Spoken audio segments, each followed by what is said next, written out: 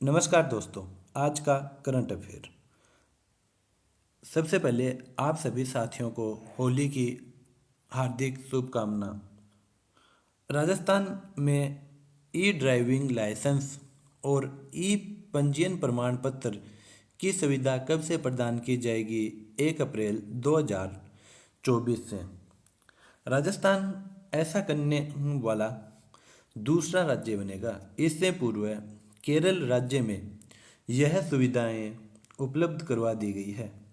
इससे आपको अपना ड्राइविंग लाइसेंस अपने साथ में नहीं रखना पड़ेगा और जो भी पंजीयन प्रमाण पत्र है यानी जिसे आरसी बोलते हैं वह पंजीयन प्रमाण पत्र भी आपको साथ में नहीं रखना पड़ेगा।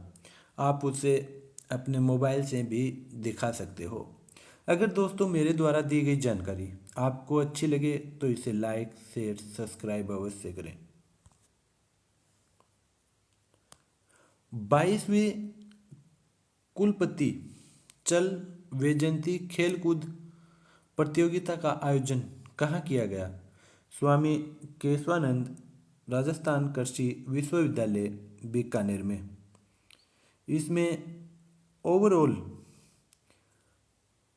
कृषि अनुसंधान केंद्र बीकानेर चैंपियन रहा और इसमें स्वामी केशवानंद राजस्थान कृषि विश्वविद्यालय बीकानेर में यह प्रतियोगिता आयोजित की गई। 24वें डेफ राष्ट्रीय शतरंज चैंपियनशिप में राजस्थान ने कौन सा पदक जीता है? कांस्य पदक। डेफ खेल वह खेल होते हैं जिसमें ना तो खिलाड़ी बोल सकता है ना खिलाड़ी को सुनता है।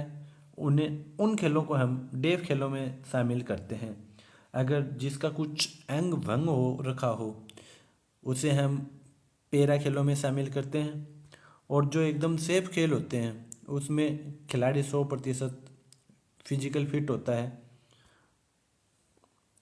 तो डेफ खेलों में ना तो खिलाड़ी सुन सकता है ना बोल सकता है, तो आप समझ सकते हो वो कितनी मेहनत करके यहाँ तक पहुँचता है। लोकसभा चुनाव 2024 के लिए उम्मीदवारों की खर्च सीमा को बढ़ाकर कितना कर दिया गया है?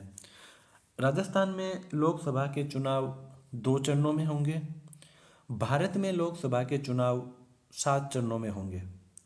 4 जून को मतगणना की जाएगी। राजस्थान में 2 चरणों में चुनाव होंगे। 19 अप्रैल व 26 अप्रैल को चुनाव होंगे। भारत में 543 सीटों पर मतदान होंगे। राजस्थान में 25 सीटों पर मतदान होंगे। वहीं राजस्थान की 7 सीट रिजर्व में है जिन पे अनुसूचित जाति जनजाति के लोग ही चुनाव लड़ सकते हैं। अगर दोस्तों मेरे द्वारा दी गई जानकारी आपको अच्छी लगे तो इसे लाइक शेयर सब्सक्राइब अवश्य करें ताकि यह जानकारी अन्य लोगों तक पहुंचे।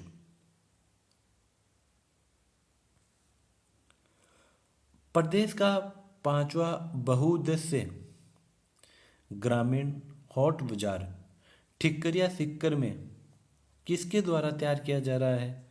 नाबार्ड बैंक के द्वारा।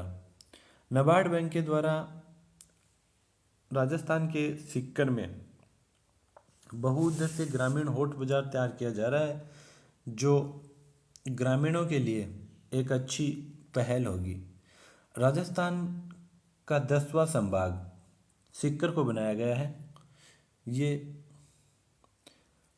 रामलुबाया समिति की सिफारिश पर बनाए गए जिलों के साथ साथ ही ये 3 नए संभाग बनाए गए थे जिसमें 10वां नंबर सीकर का, 9वां नंबर पाली का, 8वां नंबर बांसवाड़ा का था।